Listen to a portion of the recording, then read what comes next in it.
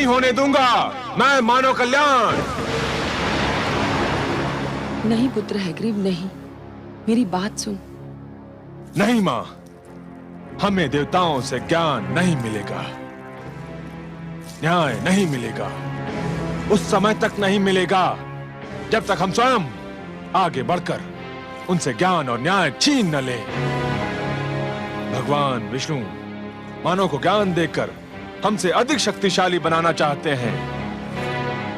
मैं हैग्रीव उस ज्ञान का अपहरण करूंगा, उसे बंदी बनाकर रखूंगा।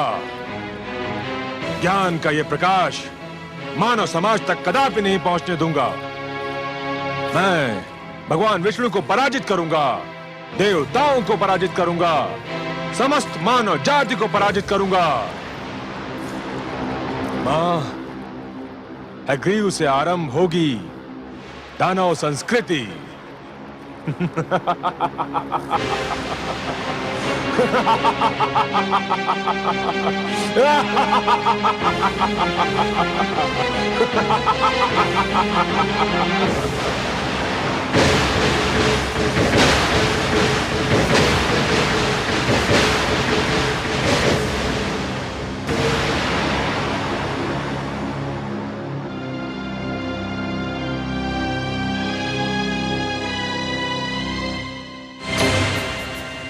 ऋग्वेद, यजुर्वेद, सामवेद, अथर्ववेद, मेरे निकट आइए।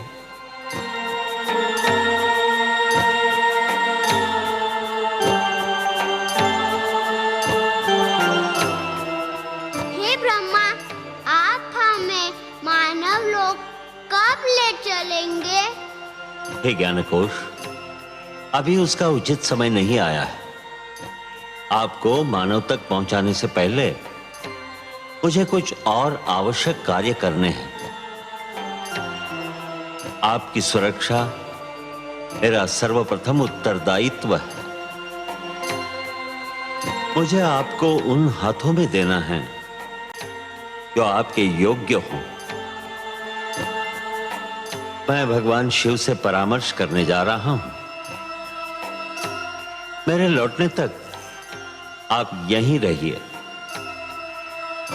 जब तक मैं ना आऊं तब तक इस क्षेत्र से बाहर पग न धरें। मैं शीघ्र ही लौट आऊंगा।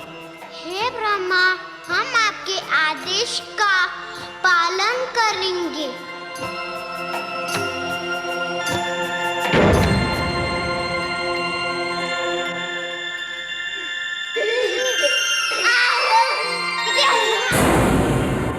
दानवराज हैग्रीव की, दानवराज हैग्रीव की, दानवराज हैग्रीव की, दानवराज हैग्रीव की, दानवराज हैग्रीव की, दानवराज हैग्रीव की, दानवराज हैग्रीव की, दानवराज हैग्रीव की, दानवराज हैग्रीव की, दानवराज हैग्रीव की।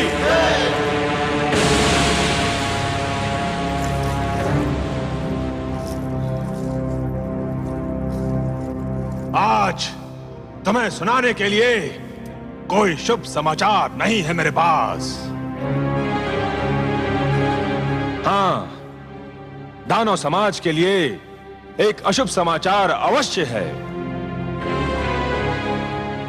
देवता तो सदा से ही हमसे अधिक श्रेष्ठ और ज्ञानी माने जाते रहे, और अब देवताओं के मित्र विष्णु ने मानव को भी हमसे अधिक श्रेष्ठ और ज्ञानी बनाने के लिए 4 वेदों को जन्म दिया है।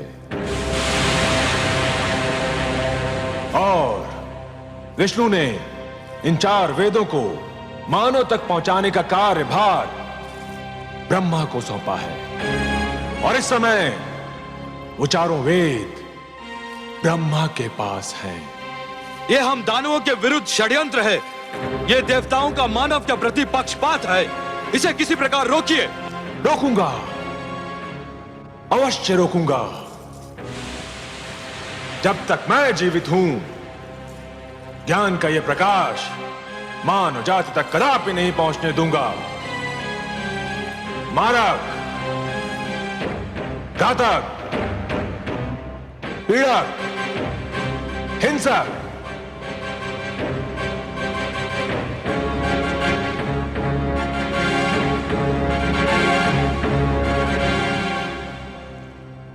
तुम चारों को अपनी शक्ति पर बड़ा गर्व है ना? आज तुम सबकी शक्ति की परीक्षा है।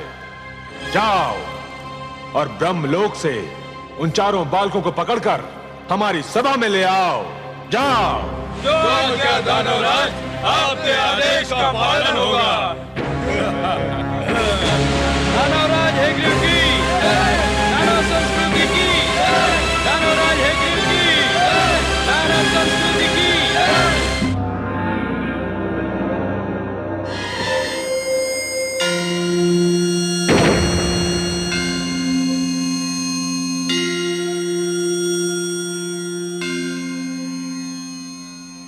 प्रणाम आदि प्रजापति ब्रह्मदेव।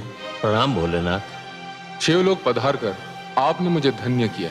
मैं आपसे कुछ परामर्श करना चाहता हूँ शिव शंकर। आपको सहयोग देकर मुझे प्रसन्नता होगी। हे महेश, भगवान विष्णु ने 4 बालकों के रूप में अपनी वाणी मुझे सौंपी है और आदेश दिया है कि मैं इसे मानव तक पहुंचा दूं। ये तो आपके लिए कोई कठिन कार्य नहीं है। कठिन कार्य तो नहीं है, पर एक दुविधा ने मुझे आ घेरा है। दुविधा? और आपको? हाँ भोलेनाथ, आप तो भली भांति जानते हैं कि धरती पर क्या उत्पात मचा हुआ है। युद्ध, छल, कपट, भ्रष्टाचार, अत्याचार से धरती की दशा दयनीय हो गई है। एक मानव दूसरे मानव के रक्त का प्यासा हो रहा है। ऐसे मानव को भगवान विष्णु की दी हुई ये महान वाणी, यह अनुपम भेंट मैं कैसे सौंप सकता हूं भला? तो फिर आपने क्या निर्णय किया? कोई निर्णय लेने से पहले मेरे लिए आपकी स्वीकृति की आवश्यकता है। मेरी स्वीकृति? हाँ शिव शंकर, इस सृष्टि की रचना मैंने की है, परंतु इस सृष्टि में बहुत सी ऐसी वस्तुएं भी जन्म ले चुकी हैं जो अनचाही हैं। मैं इस सृष्टि में परिवर्तन चाहता हूं। भगवान विष्णु के आप्त वचन को मानव तक पहुंचाने से पहले मैं चाहता हूं कि धरती से कुरूपता, पाप, अन्याय तथा अवगुण का विनाश हो जाए। और हे महेश, यह कार्य तो केवल आप ही कर सकते हैं। हे आदि प्रजापति, इस धरती पर रूप और कुरूपता, न्याय और अन्याय तथा गुण और अवगुण एक दूसरे में इस प्रकार समाये हुए हैं, यदि एक को मिटाया जाए तो दूसरे का भी कुछ अंश मिट सकता है। पुण्य और पाप एक दूसरे में इस प्रकार उलझ गए हैं, यदि एक पर चोट की जाए तो दूसरे को भी हानि पहुंच सकती है। यह क्षेत्र आपका है भोलेनाथ, कोई और इस कार्य में हस्तक्षेप कर ही नहीं सकता। यह निर्णय केवल आप ही कर सकते हैं कि किसको नष्ट किया जाए और किसकी सुरक्षा की जाए। आप जो निर्णय करेंगे वही उचित होगा, परंतु निर्णय तो आपको करना ही होगा। मुझे सोचने का अवसर दीजिए प्रभु।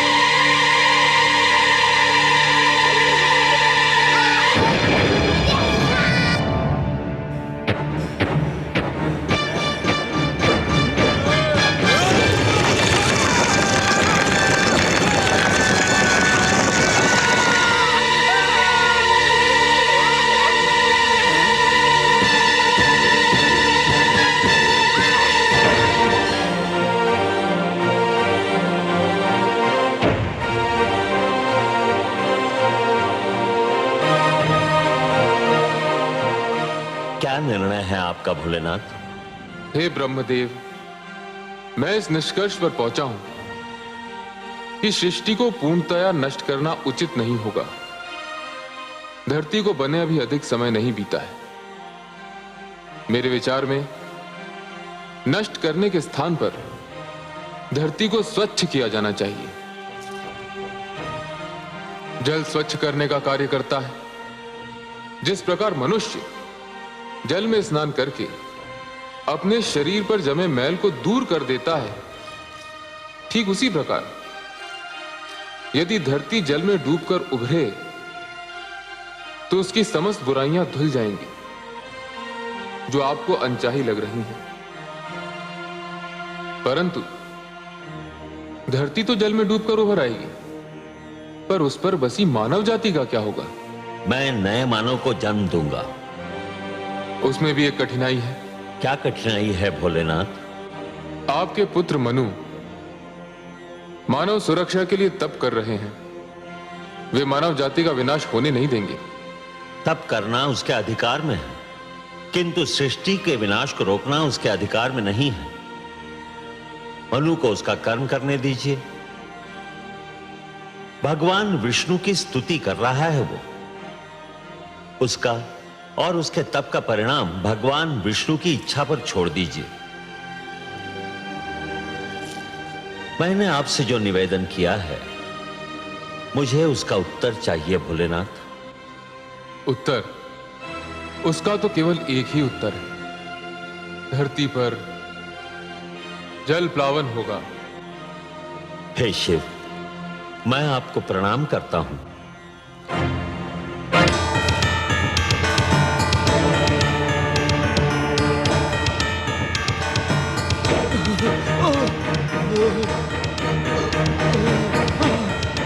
दानवराज, दानवराज, हम उन बालकों का अपहरण नहीं कर सके। 3 दानव ब्रह्मलोक में मारे गए। मैं किसी प्रकार अपने प्राण बचाकर यहाँ पहुंचा हूँ। कायर, तू भी वही क्यों नहीं जलकर भस्म हो गया? मैं भी मर जाता तो ये सूचना आपको कौन देता दानवराज? सूचना समाप्त हो चुकी ना? तो फिर अब तेरा कार्य भी समाप्त हो गया। अब तुझे जीवित रहने की कोई आवश्यकता नहीं।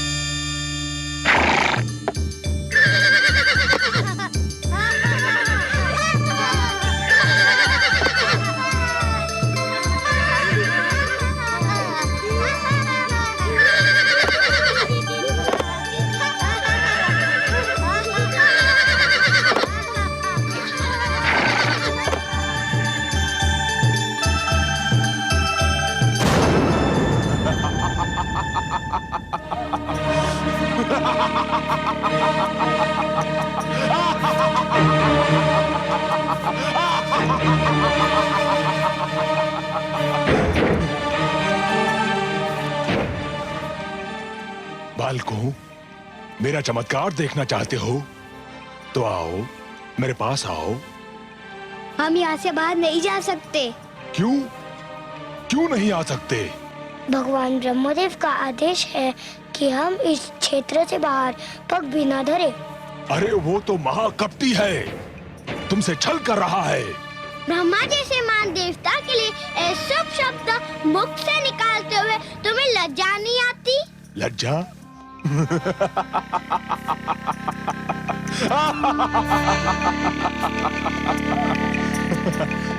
उस छलिए से लज्जा? जानते हो वो कहाँ गया है? जाते हैं, वो शिवलोक गए हैं। और वहाँ क्या करने गया है? ये तो हम नहीं जानते। तुम चारों को पाकर ब्रह्मा के मन में खोट समा गया है। तुम झूठ बोलते हो। मैं सत्य कह रहा हूँ। ब्रह्मा शिव के पास ये निवेदन करने गए हैं कि वो धरती को नष्ट कर दें। किंतु क्यों? बड़े भोले हो तुम चारों, इतना भी नहीं समझते।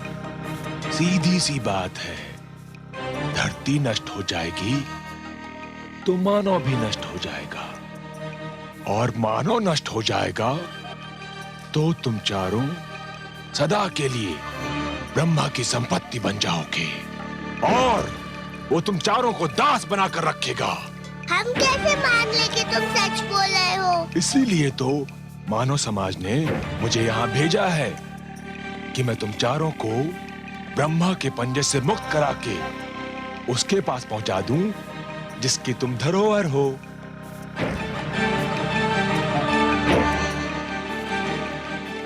सोच क्या रहे हो?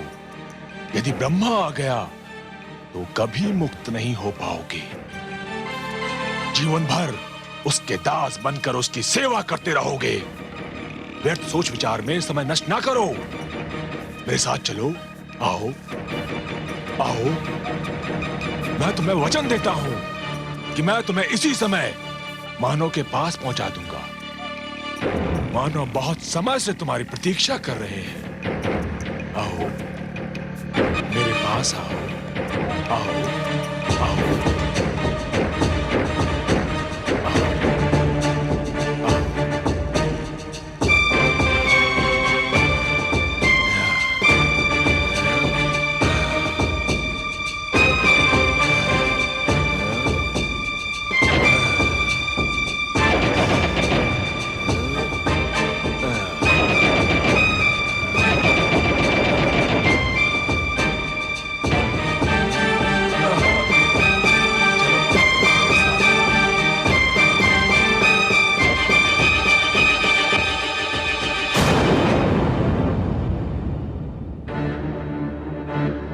ऋग्वेद, यजुर्वेद, सामवेद, अथर्ववेद, कहाँ हो तुम? कहाँ हो? सामवेद, अथर्ववेद, ऋग्वेद, यजुर्वेद, कहाँ गए तुम लोग?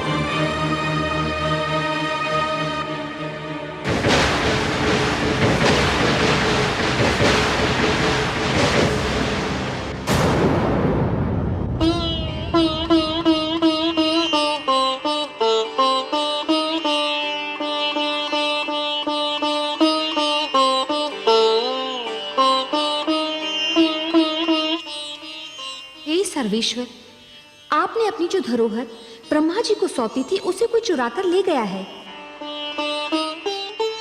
देख रहा हूं देवी। किंतु आप तो योग निद्रा में थे। आपने? ध्यानस्थ था देवी। निद्रा और ध्यान में बस थोड़ा सा ही तो अंतर होता है। निद्रा में शरीर के साथ साथ मस्तिष्क भी सो जाता है, और ध्यान में मस्तिष्क सचेत और पूर्ण रूप से जागा हुआ होता है। हे सर्वेश्वर, फिर आप शांत क्यों हैं? शांत इसलिए हूं कि मैं देखना चाहता हूं कि हयग्रीव मेरे आप्त वचन को कहां ले जा रहा है। जब तक पूरी घटना को देख न लिया जाए, समझ न लिया जाए, उसके परिणामों का अनुमान न लगा लिया जाए, तब तक कोई भी पग उठाना उचित नहीं होगा। शीघ्रता मानव की प्रवृत्ति है। मुझे इस घटना को पूर्णतया देख लेने दीजिए महादेवी।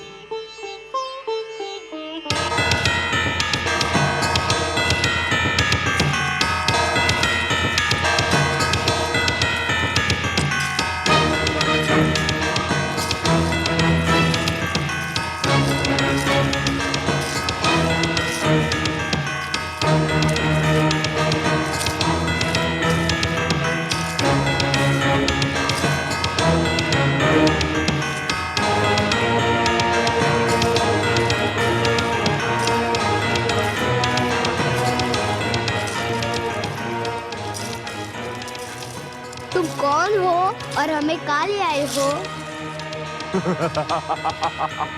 मैं अग्रीव दानव हूँ और ये मेरा भवन है और तुम चारों अब सदैव यहीं रहोगे।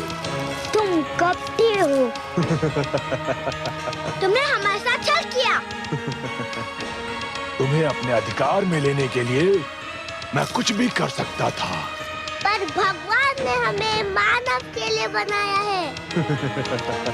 हम मानव कल्याण के लिए रचे गए हैं। हमें मानव के पास जाना है। अब तुम कहीं नहीं जाओगे। बड़ी कठिनाई से तुम्हें प्राप्त किया है। अब देखता हूँ मानो हमसे अधिक शक्तिशाली कैसे बनता है। तुमने हमें मुक्त नहीं किया तो भगवान विष्णु तुम्हारा सर्वनाश कर देंगे।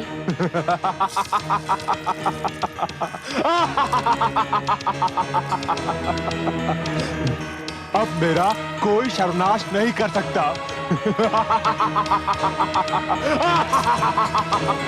और यदि तुम में से किसी ने भी यहां से भागने का प्रयत्न किया तो तुम सबको नष्ट कर दूंगा।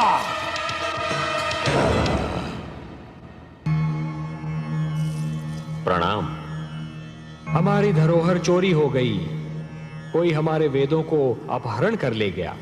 यही सूचना लेकर आए हैं ना आप ब्रह्मा जी? आपसे क्या छुपा है सर्वेश्वर? हाँ, ऐसा ही हुआ है। मैं शिवलोक गया था।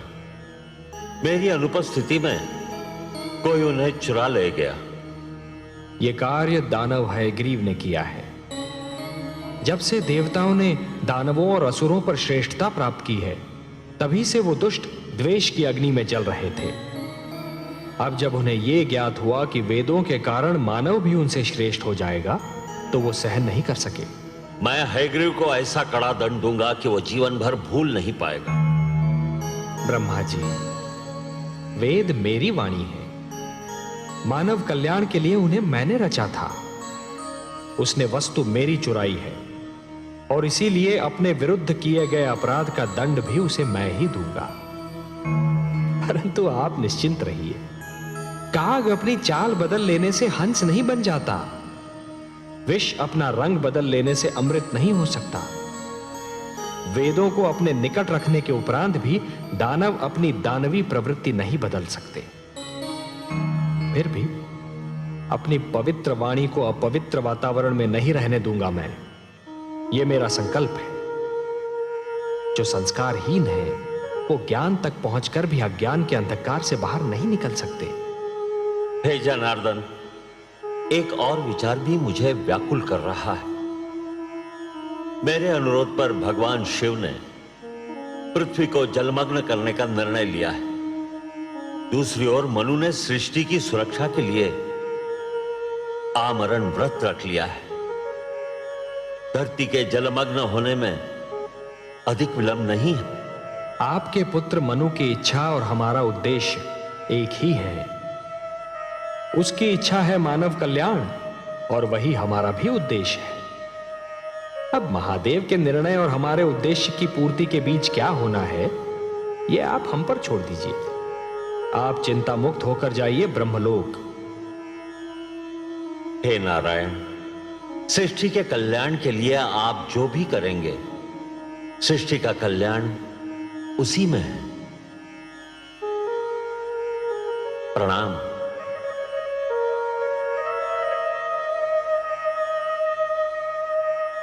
हे प्रभु, अब क्या होगा? आप क्या करेंगे? ब्रह्मापुत्र मनु का क्या होगा? दानव हयग्रीव आपके ज्ञान को नष्ट करने पर तुला हुआ है और भगवान शिव ने पृथ्वी को जलमग्न करने का निर्णय ले लिया है। अब वही होगा देवी जो मेरा वचन है।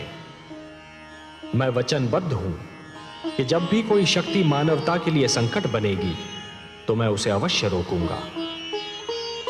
जिस प्रकार सूर्य अपना तेज बांटना नहीं छोड़ सकता, जिस प्रकार एक दीपक अपना प्रकाश फैलाना नहीं छोड़ सकता, उसी प्रकार मैं भी अपने वचन से मुख नहीं मोड़ सकता देवी।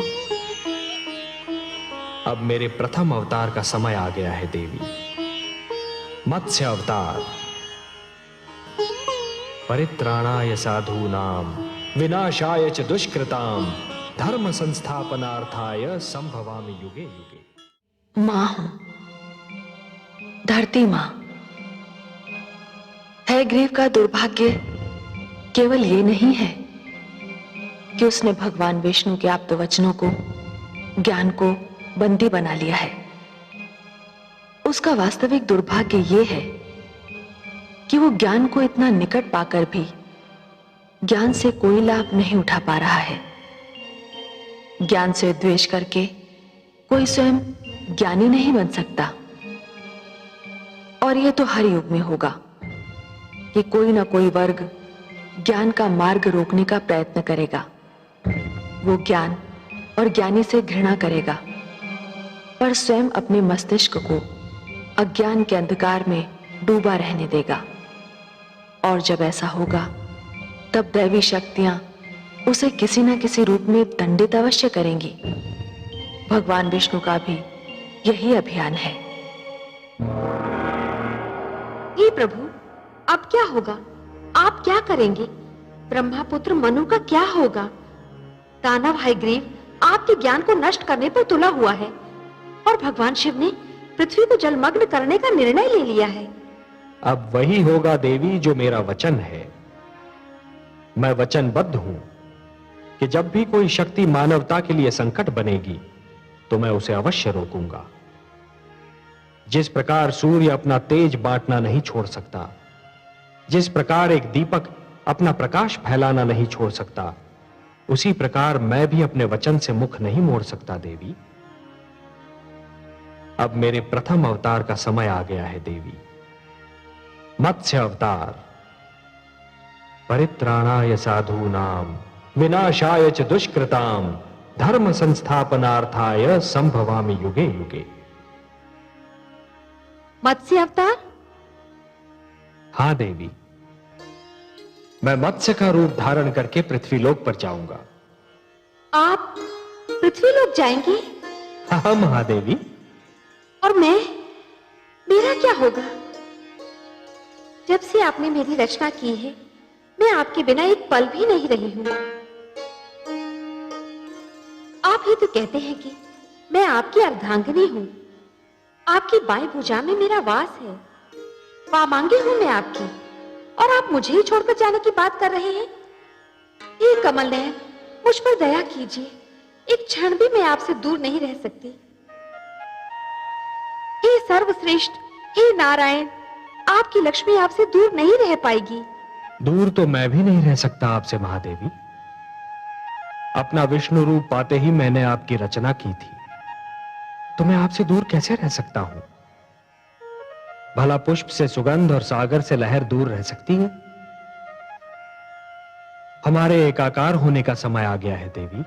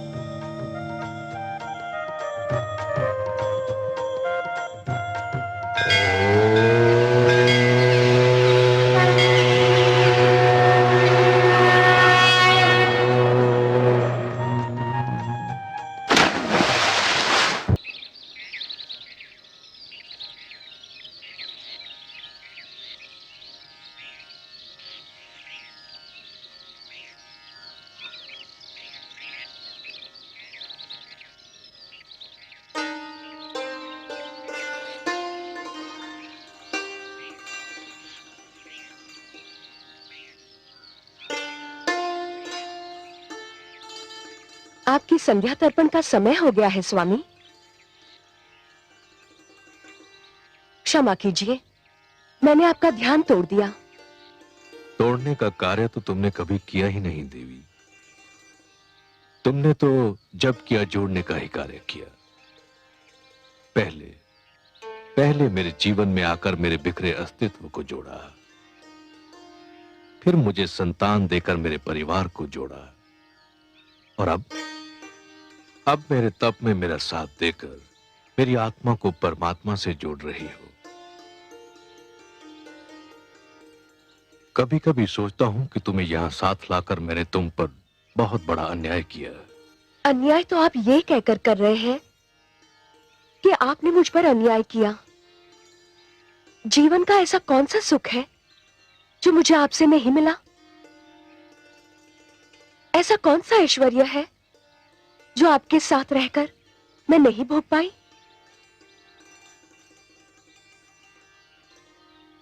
मैं बहुत ही स्वार्थी कहलाती यदि मैं आपसे केवल सुख पाती रहती, आपके दुख और आपके कष्ट की भागीदार न बनती। पिता श्री ब्रह्मा ने हमको उत्पन्न करते समय भी तो यही कहा था कि हम दो शरीर किंतु एक प्राण है। आप वृक्ष हैं स्वामी और मैं अमरलता। आपके सहारे के बिना तो मैं खड़ी भी नहीं रह सकती। तुमने जिस प्रकार सतीत्व के धर्म का पालन किया है, उसी से प्रसन्न होकर पिता श्री ब्रह्मा ने तुमको वरदान दिया कि तुम सदैव वैसी की वैसी रहोगी जैसी पिता श्री ने तुम्हें उत्पन्न किया था। तुम्हारी आयु आती जाती ऋतुओं और बीते समय से कदापि प्रभावित नहीं होगी। आपके मुख पर आपकी तपस्या, आपके निश्चय और आपकी कल्याणकारी प्रवृत्ति का तेज है स्वामी। मानव जाति के कल्याण के लिए आप आमरण व्रत कर रहे हैं। मानव जाति को बचाने के लिए आप तपस्या कर रहे हैं स्वामी। तुम भी तो मेरी भांति केवल जल का सेवन कर रही हो देवी। तुमने ये व्रत क्यों रखा है? मैं अपने सुहाग की रक्षा के लिए व्रत कर रही हूं। अब उठिए, सूर्यास्त का समय हो गया है।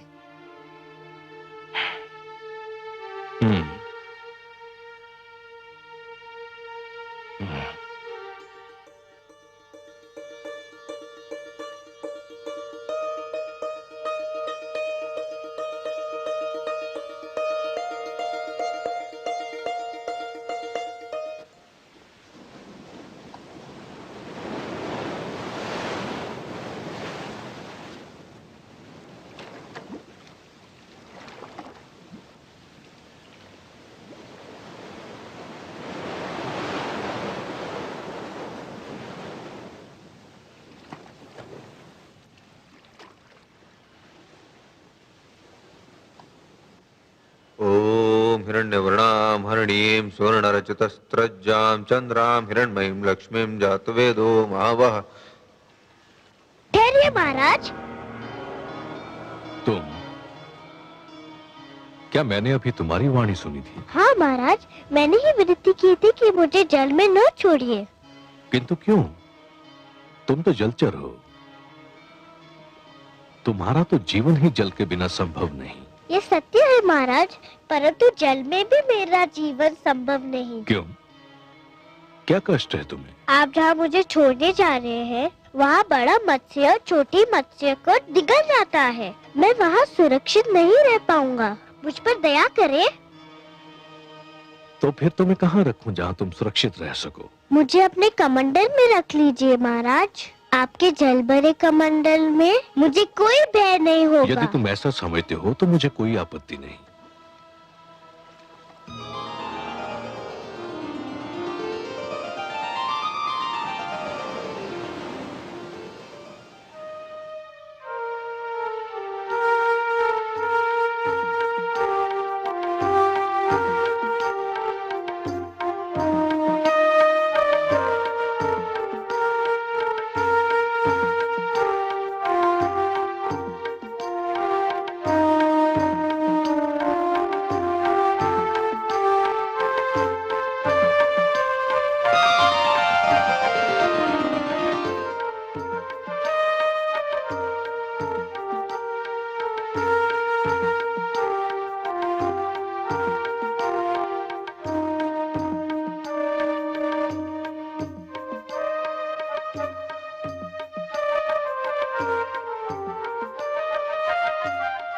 नहीं देवी नहीं, जल मत फेंकना। क्यों स्वामी?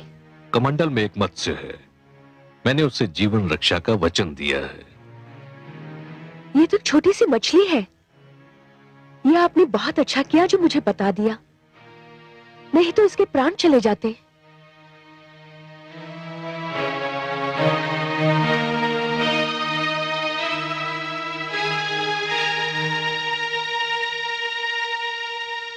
आइए स्वामी, विश्राम करते हैं।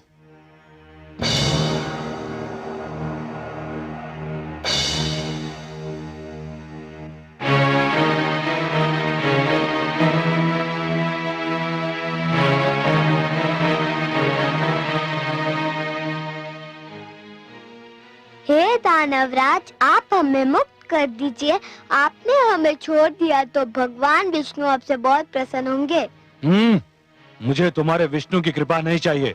चुपचाप अपने स्थान पर बैठे रहो, नहीं तो कड़ा दंड दूंगा।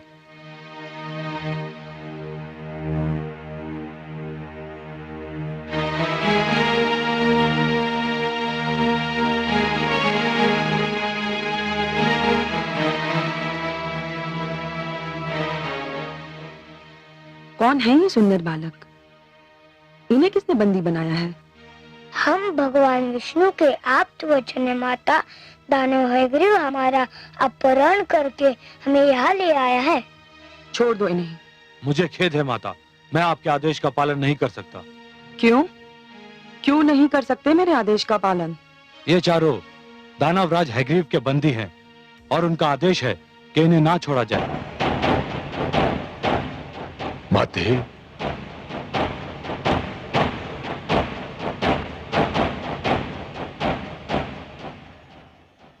पुत्र, इन बेचारों को क्यों बंदी बनाकर रखा है? छोड़ दो इन्हें, मुक्ति दे दो इन सुंदर भोले भाले बालकों को। नहीं मां, ये नहीं हो सकता। ये भगवान विष्णु के आप्त वचन हैं, ज्ञान का भंडार है, बहुत महान है। जानता हूं मां, इसीलिए तो इनका अपहरण किया है। विष्णु ने इन्हें मानव कल्याण के लिए जन्म दिया है, दानव समाज को नीचा दिखाने के लिए रचा है इन्हें। परंतु पुत्र, तू क्या करेगा इनका? कुछ नहीं मां, बस इन्हें बंदी बनाकर रखूंगा। ज्ञान, बुद्धि और प्रकाश को तू बंदी बनाकर रखना चाहता है? मेरी मान, यदि तू इन्हें ले ही आया है तो इनसे कुछ ज्ञान सीख ले, बुद्धि प्राप्त कर ले, इनके प्रकाश से अपने जीवन में उजाला कर ले। मुझे इन वस्तुओं की कोई आवश्यकता नहीं है मां। कैसे आवश्यकता होगी तुझे इन वस्तुओं की? तेरे मस्तिष्क में तो अज्ञान और अहंकार भरा हुआ है। कैसा अभागा है तू? तेरे घर में ज्ञान और बुद्धि के 4 दीपक हैं और तू अंधेरों में भटक रहा है। मां, तुम जब भी आती हो मेरे लिए अब शब्दों का ही उपहार लाती हो। कैसी माता हो तुम? कैसी माता हूं मैं? एक अभागन माता हूं। और कैसी माता हूं मैं? मैं ऐसी माता हूं जिसे उसकी संतान ने एक पल भी सुख नहीं दिया। तुम चाहती क्या हो मां? मैं चाहती हूं कि तू इन्हें मुक्त कर दे। नहीं करूंगा। तो फिर मैं ले जाऊंगी इन्हें अपने साथ। नहीं ले जाने दूंगा। मैं देखती हूँ कौन रोकता है मुझे। मैं रोकूंगा इन्हें।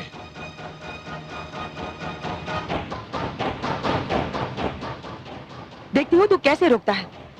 आओ बालकों। नहीं। हट जा तू मेरे बीच से।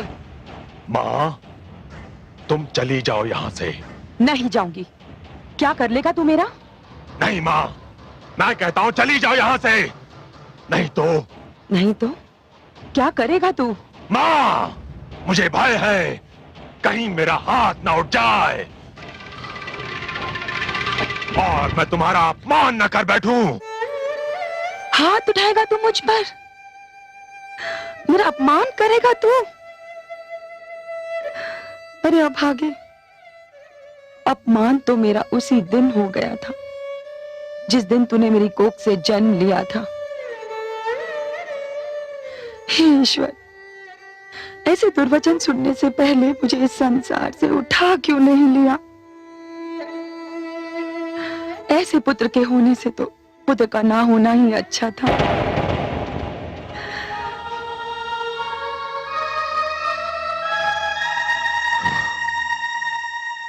अब तुमने यदि किसी से सहायता मांगी अथवा मांगने की चेष्टा की तो मैं तुम सबको नष्ट कर दूंगा।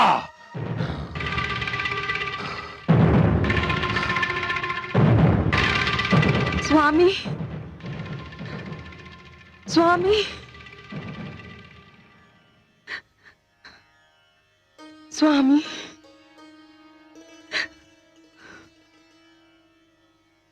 आगे कुछ कहने की आवश्यकता नहीं है देवी। मैं आपकी ये दशा देखकर जान गया हूं कि आप अपने पुत्र हयग्रीव से मिलकर आ रही हैं।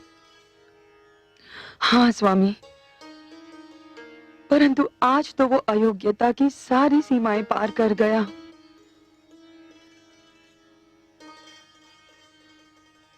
जो किसी सीमा को मानता ही ना हो उस पर यह दोष लगाना ही व्यर्थ है कि वो अयोग्यताओं की सारी सीमाएं पार कर गया। फिर भी क्या किया है उसने? उसने भगवान विष्णु के आप्त वचन 4 वेदों को बंदी बनाकर रखा है। मैंने उन्हें मुक्त कराना चाहा तो उसने मुझ पर हाथ उठाने की धमकी दे डाली। मन में तो आया कि उसे शाप ही दे दूं। तो फिर दे दिया होता। शरीर का जो भाग सड़ जाए उसे काट कर फेंक देना ही उचित होता है। कैसे देती स्वामी? मैं मां हूं, भले एक कुपुत्र की मां सही, परंतु आज मुझे एक बात का ज्ञान अवश्य हुआ है कि कभी कभी मातृत्व भी लज्जा का कारण बन जाता है। आज पहली बार मैं बहुत लज्जित हूं कि मैं ऐसे पुत्र की मां हूं। मैं उसे अपनी कोख से जन्म देकर पछता रही हूं। पश्चाताप, पश्चाताप यदि भूल का मूल्य चुका सकता तो विश्वास करो मैं आपके पश्चाताप के साथ अपना पश्चाताप भी जोड़ देता। परंतु जिस प्रकार वर्षा ऋतु बीत जाने पर बीज बोने से कोई लाभ नहीं, उसी प्रकार हमारा पश्चाताप करना भी व्यर्थ है। कैसी अभागन हूं मैं। जानती हूं हयग्रीव के इस दुष्कर्म का क्या परिणाम होगा, फिर भी कुछ नहीं कर सकती। कुछ नहीं, कुछ नहीं। शांत हो जाइए। सब कुछ भगवान विष्णु पर छोड़ दीजिए। वो जो भी करेंगे उचित ही होगा, न्याय के अनुकूल होगा। शांत हो जाइए।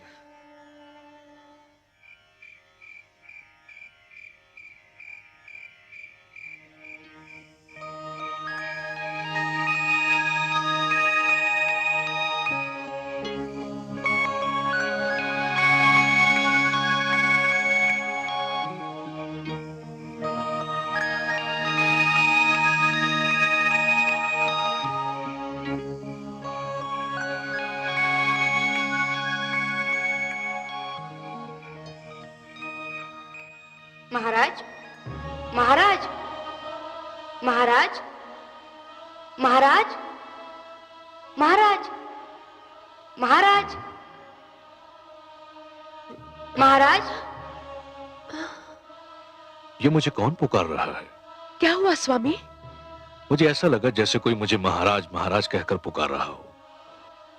कौन था वो? मैंने पुकारा महाराज। अरे, ये पुकार तो कमंडल से आ रही है। हाँ देवी, ये मैं ही हूँ। मेरी रक्षा कीजिए। इस कमंडल में मेरा श्वास रुका जा रहा है। मुझे यहाँ से निकालिए महाराज।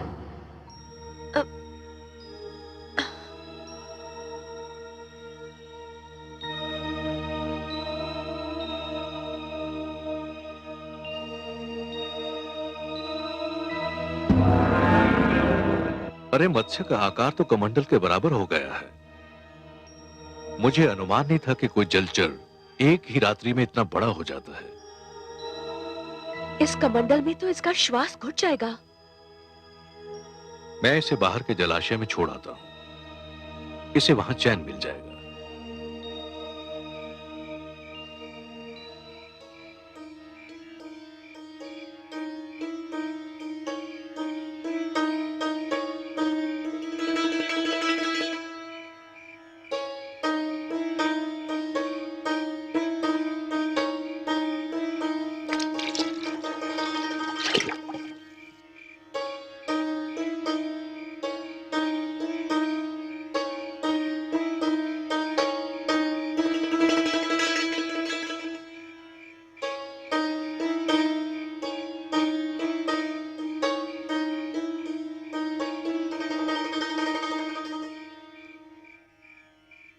महाराज, महाराज,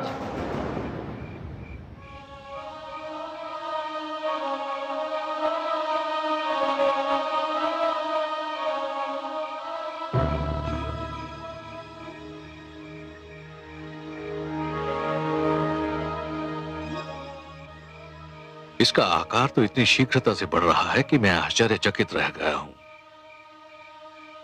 मैंने किसी मत्स्य को एक ही रात्रि में इस प्रकार बढ़ते नहीं देखा है। स्वामी, क्या ये मत्स्य है? मुझे तो शंका हो रही है कि ये मत्स्य नहीं कुछ और ही है। अरे कुछ नहीं है देवी, संसार में ऐसे चमत्कार तो होते ही रहते हैं। यह भी ईश्वर का कोई चमत्कार होगा। आप चिंता मत कीजिए। तो अब आप इसे कहां ले जाएंगे? इसका आकार इतनी शीघ्रता से बढ़ रहा है कि सागर के अतिरिक्त इसका कोई स्थान नहीं हो सकता। मैं इसे ले जाकर सागर में छोड़ दूंगा। अब इसे किसी बड़े मत्स्य या जीव जंतु का भय नहीं है।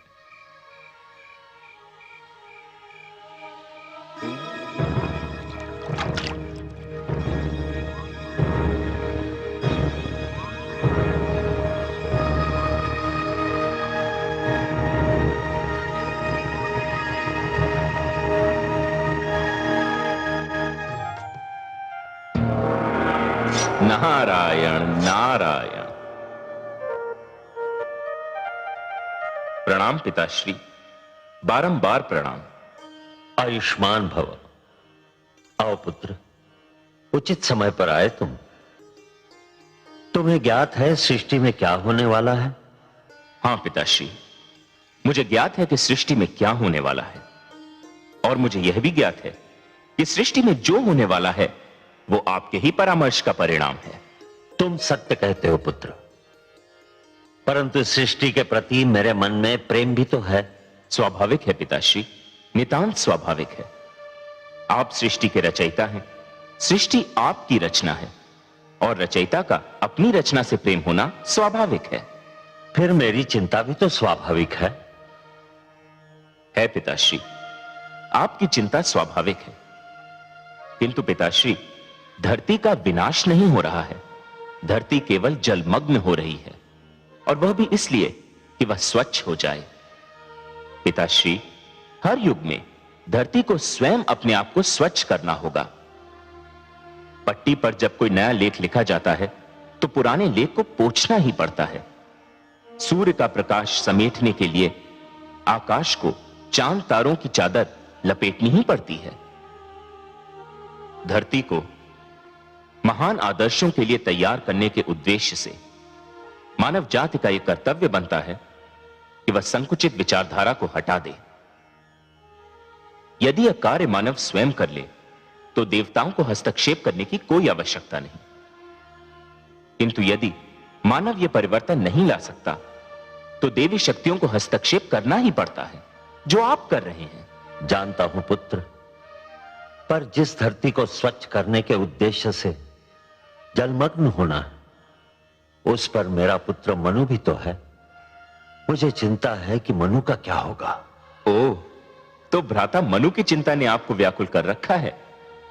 प्राणियों की रचना करते करते आप स्वयं मोहग्रस्त हो गए। नारायण नारायण। पिताश्री, माना कि पुत्र मोह की भावना को नकारा नहीं जा सकता, बड़ी स्वाभाविक सी बात है ये। किंतु पिताश्री, पुत्र मोह मानव दुर्बलता का लक्षण है। देवता इन भावनाओं से ऊपर हैं।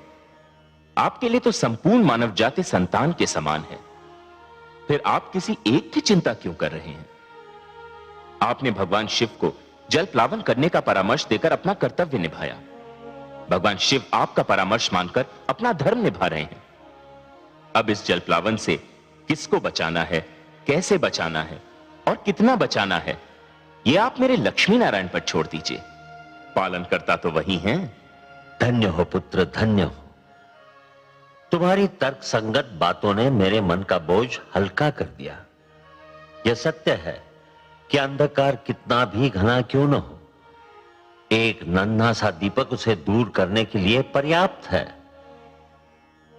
तुम्हारे तर्क ने भी इसी प्रकार मेरी चिंता और आशंकाओं को दूर कर दिया। संसार यदि तुम्हें महानतम तथा सर्वोत्तम मार्गदर्शक कहता है तो उचित ही कहता है। अपने परम पूज्य पिताश्री की चिंता दूर करके मैंने केवल अपना पुत्र धर्म निभाया है। मुझे आपकी सेवा करने का अवसर मिलता रहे, यही मेरी कामना है। क्योंकि पिता की सेवा करके मन को जो संतोष मिलता है, उसका आनंद ही कुछ और है। नारायण नारायण।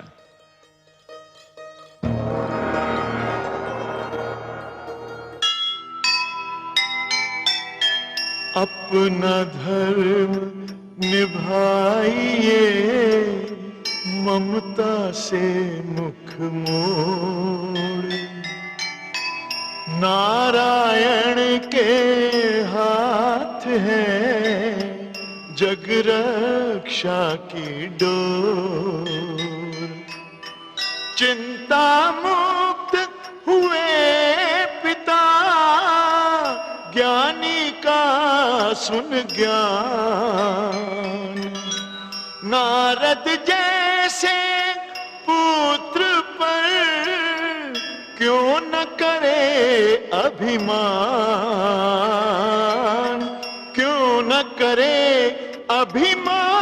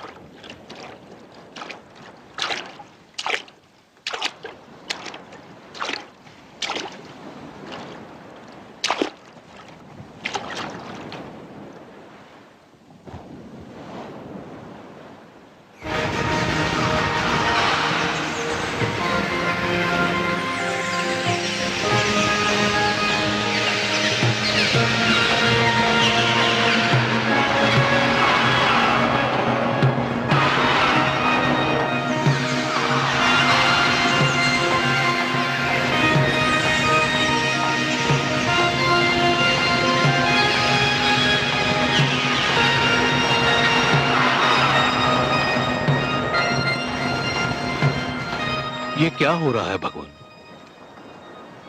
मुझे अपनी आंखों पर विश्वास नहीं हो रहा। एक नन्हा सा मत्स्य जिसे मैंने अपने कमंडल में शरण दी थी, वो इतना विशालकाय हो गया है कि ये अथाह विशाल सागर भी इसके लिए छोटा दिखाई पड़ रहा है। ये कैसी लीला है? ये साधारण मत्स्य हो नहीं सकता। मुझे बताइए, आप कौन हैं? मैं आपके दर्शन के लिए व्याकुल हूं। मुझे दर्शन दीजिए प्रभु।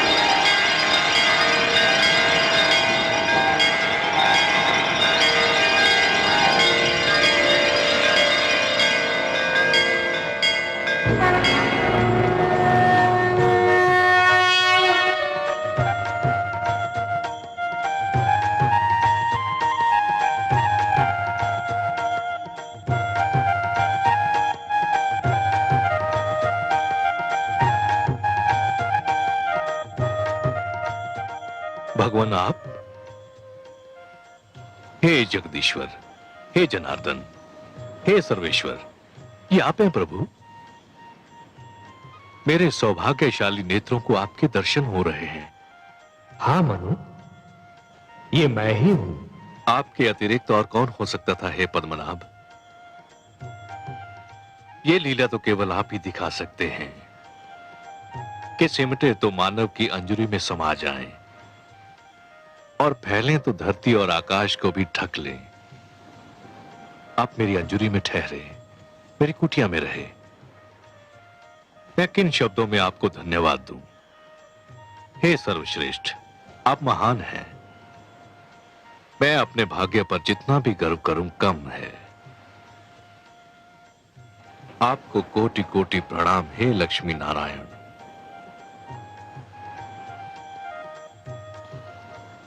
पर क्षीर सागर को छोड़कर धरती पर आकर उसे पावन करने का क्या भेद है दीनदयाल? हे मनु, मानव कल्याण की जिस चिंता के कारण तुमने आमरण व्रत कर रखा है, उसी चिंता ने मुझे भी पृथ्वी पर आने के लिए विवश कर दिया। अब मेरी बात ध्यान से सुनो। आपकी मधुर वाणी सुनने के लिए मैं सिर से पांव तक कान बना हुआ हूं प्रभु। ब्रह्मा के परामर्श पर भगवान शिव इस धरती को स्वच्छ करना चाहते हैं। उन्होंने धरती को जलमग्न करने का निर्णय कर लिया है। आने वाली अमावस्या को आकाश से ऐसा वज्रपात होगा कि कानों को ध्वनि सुनाई नहीं देगी। ऐसी वर्षा होगी मनु कि मानो लगेगा कि आकाश में छेद हो गया। जल का एक रेला आएगा और यह धरती गहरे जल में डूब जाएगी। मैं तुम्हें डूबने से बचाना चाहता हूं मनु। मैं आपकी कृपा और अनुकंपा को कैसे धन्यवाद दूं? परंतु हे जगदीश्वर, जब समस्त धरती ही डूब जाएगी, मानव जाति ही नष्ट हो जाएगी, तो मैं अकेला बचकर क्या करूंगा? हे मनु, जीवन मानव से महानतर है। मानव को मृत्यु आ सकती है, परंतु जीवन कभी नहीं मरता। जिस प्रकार एक डाली से एक पुष्प टूटता है परंतु वहीं से दूसरा पुष्प भी फूटता है, उसी प्रकार जहां एक जीवन का अंत होता है, वहीं पर दूसरा जीवन प्रारंभ होता है। एक पीढ़ी चली जाती है, परंतु वहीं दूसरी पीढ़ी पहली पीढ़ी के स्थान को रिक्त नहीं रहने देती। यही जीवन की परंपरा है। तुम इसी परंपरा को अक्षुण्ण रखोगे, तुम इसी परंपरा को जीवित रखोगे। यही मेरा उद्देश्य है। आपके आदेश का पालन तो मेरा परम धर्म है प्रभु।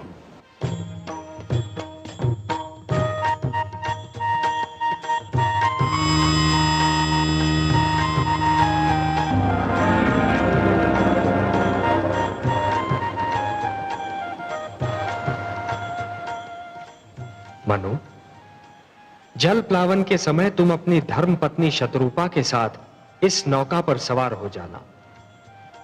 अपने अतिरिक्त इस नौका पर समस्त पशु पक्षियों का एक एक जोड़ा और उन सारे पौधों के बीज भी रख लेना जिन्हें तुम आवश्यक समझते हो। मैं मत्स्य के रूप में आऊंगा। तुम इस नौका को मेरे सींग से बांध देना। मैं तुम्हारी नौका को सुमेरु पर्वत पर ले जाऊंगा, जहां पहुंचकर तुम्हें एक नवीन जीवन का निर्माण करना होगा, एक नए मानव को जन्म देना होगा। जो आदेश प्रभु। मैं आपके आदेश का अक्षरशः पालन करूंगा।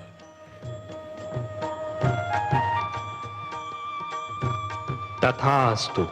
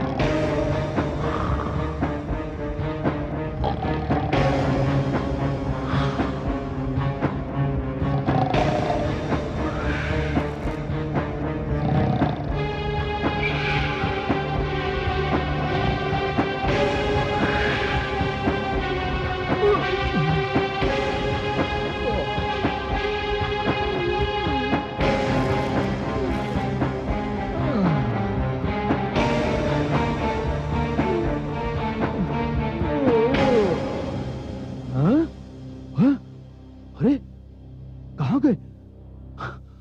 अरे मूर्ख उठ, वे चले गए। कौन चले गए? वही चारों बंदी हैं? ये तो अंधेर हो गया। दानवराज हैग्रीव को पता चला तो हम सब मारे जाएंगे। अब क्या होगा?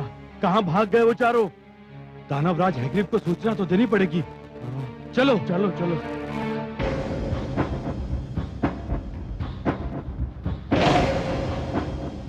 दुष्टों, मैं तुम्हारी जिह्वा खींच लूंगा। कहाँ गए वो चारों?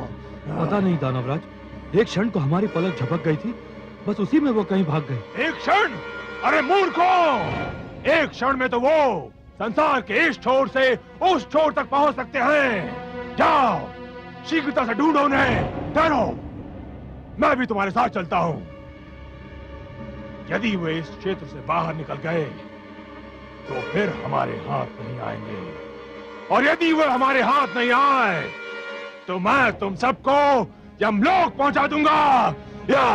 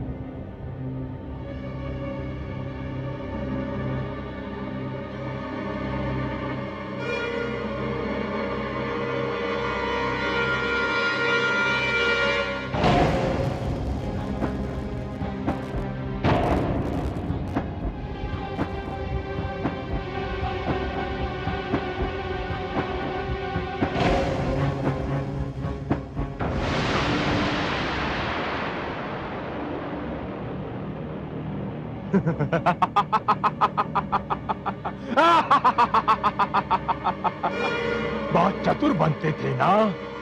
अभी निकालता हूं तुम सबकी चतुराई। मैंने कहा था ना, यदि भागने का प्रयत्न किया तो तुम सबको मार डालूंगा। अब मुझे वही करना होगा। या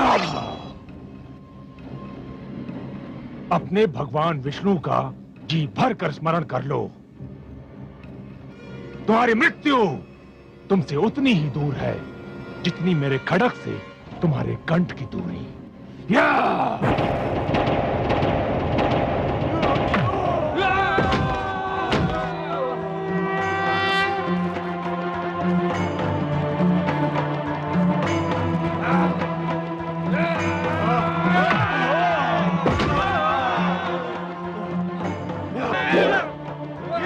मार डालो इसे, ये जीवित न बचने पाए।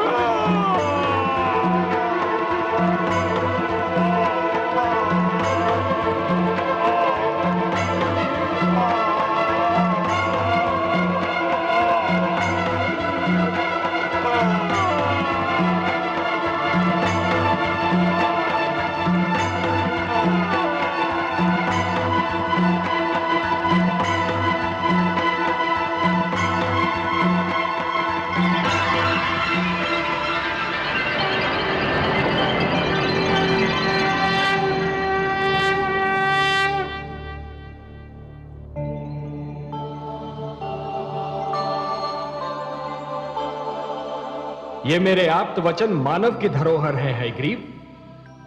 ये इस अपवित्र स्थान में नहीं रह सकते और तू इनको नष्ट भी नहीं कर सकता। इनकी रक्षा करना मेरा उत्तरदायित्व है।